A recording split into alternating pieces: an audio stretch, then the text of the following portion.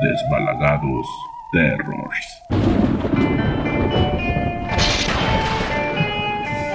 Las mejores historias de terror contadas al oído. Desbalagados Terrors.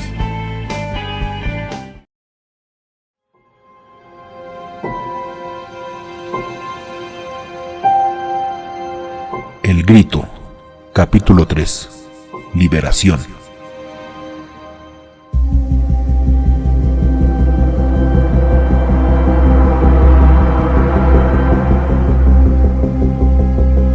Seguido del sonido del cristal rompiéndose por mi último disparo, y justo cuando me disponía a celebrar mi osadía, el más horripilante grito que he escuchado en mi vida se dejó oír desde el interior de la casa.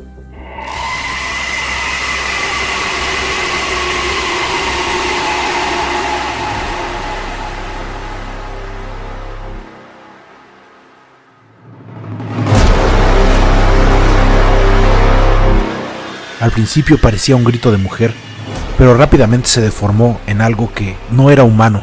No sé cómo describirlo, pero sé que no era humano. Si en este mundo hay algún sonido que corresponda a la muerte misma, debía ser ese grito, que poco a poco se esparcía y conforme se propagaba, toda la furia y el dolor contenidos en él inundaron mis oídos, hasta que solo pude percibir un zumbido ensordecedor.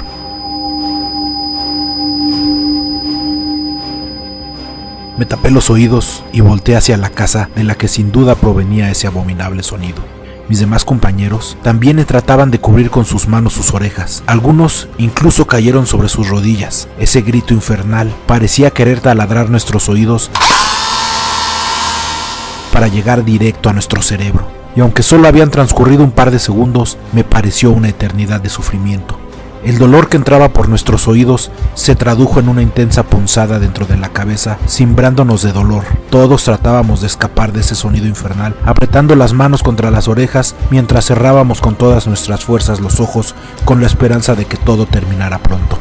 No lo entendí en ese momento, pero esa horrible guturalidad que brotaba del interior de la casa tenía como caja de resonancia las espectrales tinieblas que aprisionaban a la desolada alma de la mujer que ahí había sido asesinada. En ese momento supe cómo sonarían la desesperación, el terror, la angustia y el miedo si tuvieran boca. Era un sonido que nunca he logrado sacar de mi cabeza y cuyos ecos me han perseguido desde entonces, y sé que seguirán haciéndolo, al menos por lo que me resta de vida.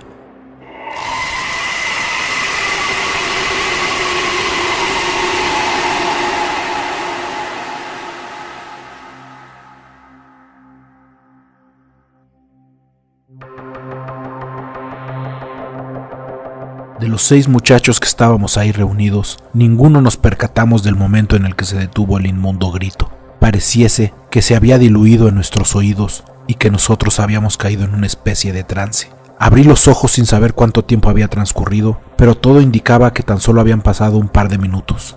Tardé un poco en enfocar la mirada. La luz refulgía brillantemente. El resto de mis amigos estaba frente a mí, e igualmente aturdidos por el dolor, y a un costado, justo en medio de la calle, estaba detenida una patrulla de la policía municipal, con sus 2 tripulantes parados a ambos lados del vehículo. Eran 2 policías, uno joven y otro mucho más viejo.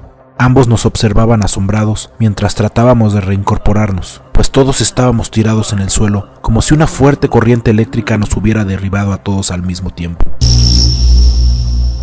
Éramos un grupo de 6 adolescentes que habíamos sido subyugados y abatidos por algo o alguien que simplemente ya no estaba ahí. Fui el primero en levantarse. Cuando logré ponerme en pie, aún estaba muy desorientado. Mis piernas temblaban un poco. Los oficiales esperaron a que los demás se reincorporaran. Nos ordenaron que nos reuniéramos al frente de la patrulla. Todos nos movíamos con lentitud.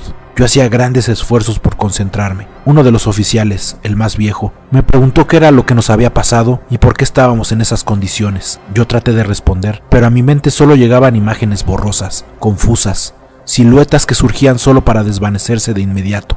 Mi cabeza era un caos. Lo único que pude decir fue: ¡Alguien gritó! En mi cabeza bullían imágenes de la casa abandonada. Vi un gran árbol que me pareció familiar. Sentía y sabía que algo no estaba bien y comencé a sentir miedo. En mi mente vi una habitación que no reconocí. Vi un jardín, era el que debía estar en la parte trasera de la casa. Por un momento ese jardín se veía fresco y verde, y al siguiente instante el mismo jardín se apreciaba marchito y muerto.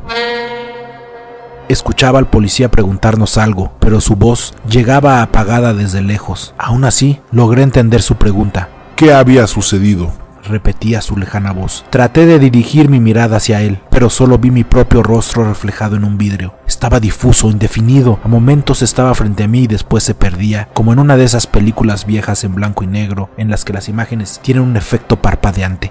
Yo seguía desorientado, pero intenté responder. Alguien grita desde dentro, dije con voz trémula. La voz de Roberto se sumó a mi explicación. Es que la escuchamos gritar, dijo Roberto.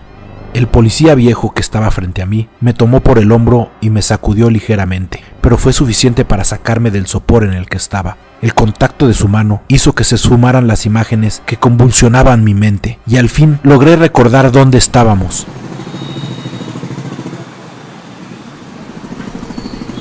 La colonia reapareció ante mis ojos, con sus calles y banquetas que recobraron su forma. Recordé la leyenda de la mujer en la ventana y recordé el bombardeo de piedras que habíamos organizado momentos antes. Miré a mi alrededor y vi que la tarde estaba en pleno apogeo. El sol era intenso y algunos vecinos habían salido para ver qué estaba sucediendo.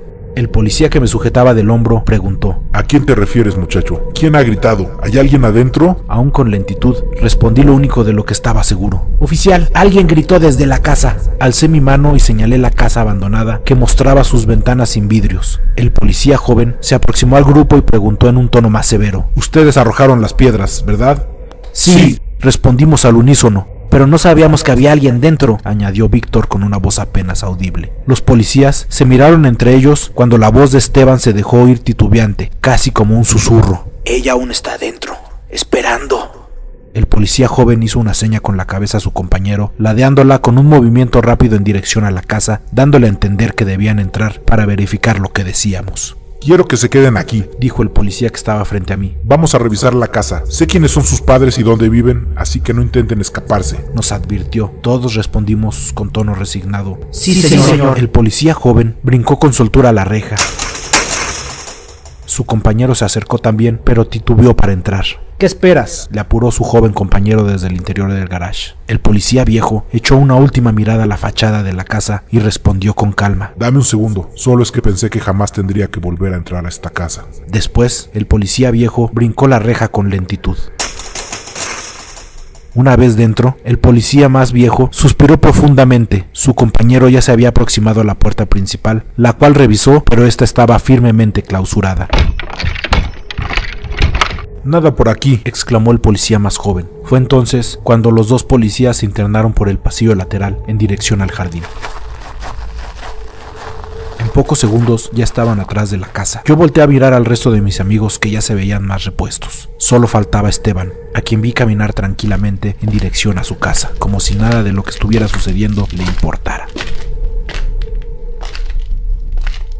Traté de recordar lo sucedido tras haber arrojado la última piedra, pero había un hueco en la sucesión de los eventos. Recordaba la euforia que todos sentimos ante la última pedrada, y después solo tenía el recuerdo de despertar con el cuerpo adolorido, hincado frente a la patrulla, tapándome los oídos con las manos. Yo quería saber qué había sucedido, quería recordar cómo fue que no vimos llegar a la patrulla, quería entender qué había pasado, qué había sido ese grito que todos escuchamos, así que hice lo único que creí que me daría respuestas.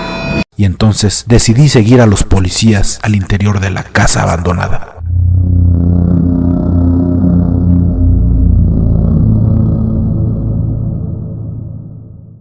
Aquí termina el capítulo 3 de El Grito. Si quieres saber qué es lo que sucede, dale clic al siguiente episodio. Esto fue Desbalagados Terror.